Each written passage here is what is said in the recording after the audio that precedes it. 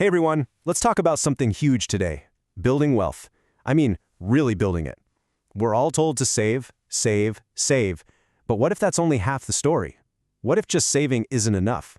Yeah, let's get right into that. Seriously, think about this for a second. Could your savings account actually be making you poorer? It sounds crazy, right? I mean, you're doing everything you're supposed to do.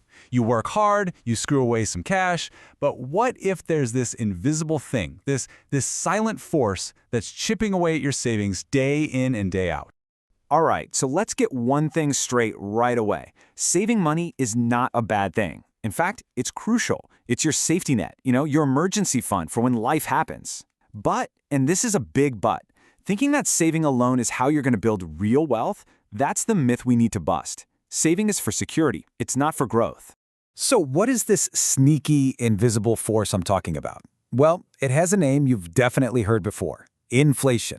And honestly, the best way to think about it is like a silent thief, just constantly and quietly siphoning off the value of your money.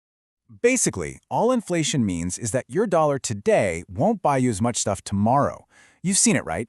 That cup of coffee that used to be $3 is suddenly $4 or even more. And here's the kicker. This isn't some accident. Most economies are actually designed to have a little bit of inflation, usually around 2% a year. The whole idea is to get people to spend or invest their money instead of just, stuffing it under a mattress. Okay, this is where that abstract idea becomes painfully real. Just look at this chart. That $100 you have right now is worth a full $100 in buying power. But fast forward 10 years, and then look at it 20 years from now. See how its power just shrinks? Even with the tiny bit of interest you might get from a savings account, it's just not enough to keep up. Your money is literally losing purchasing power every single year. It's fighting a losing battle. So if saving isn't the key to growth, then what do we do? Well, when you boil it down, you've really got three main choices for your money. You can save it, you can invest it, or you can speculate with it, which, let's be real, is basically gambling. And knowing the difference between these three, it's everything.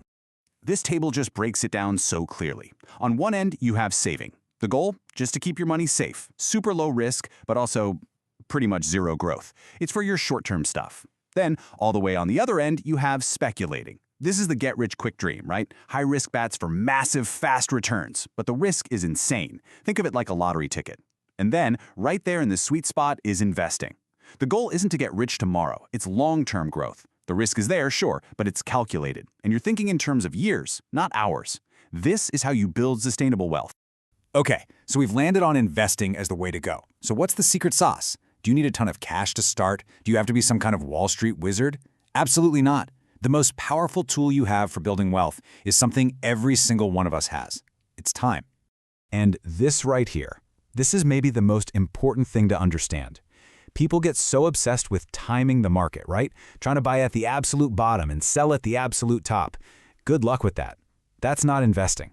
That's guessing. The real power comes from time in the market. It's about just being there, consistently, letting your money ride the waves over the long haul. So why is time such a superpower? It's all because of this one magical concept. You've probably heard of it: compound interest. Einstein supposedly called it the eighth wonder of the world. And all it means is that your money starts making money, and then that money starts making its own money. The snowball analogy is perfect. It starts off tiny, but as it keeps rolling, it picks up more and more snow, getting bigger and faster until it's this unstoppable force. Okay, talk is cheap. Let's look at a real-world example of this in action. It's a tale of two investors. First up, we have our early bird. She starts investing at 25, does it for just 10 years, and then stops. Doesn't put in another penny.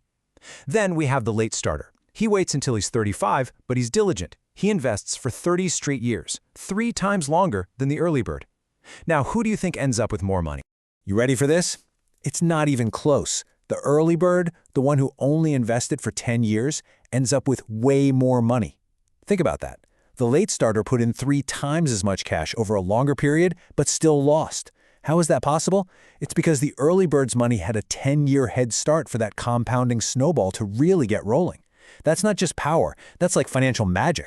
Now, the point of that story isn't to make you feel bad if you haven't started yet. Not at all. The point is to show you the unbelievable power you have in your hands right now. The best time to plant a tree was 20 years ago. The second best time is today. Every single day counts. So let's wrap this up. What are the 3 big things to remember? Number 1, saving is for safety. It's your buffer, not your engine for growth. Number 2, inflation is real, and it's constantly eating away at your cash. And number 3, the most important one, your biggest, most powerful wealth-building tool isn't how much money you have, it's how much time you have. So I'm just going to leave you with this one thought. This isn't about becoming a stock market genius overnight. It's just about a simple shift in how you think, from just putting money away to putting your money to work. So ask yourself, what's one small thing you can do to get time on your team?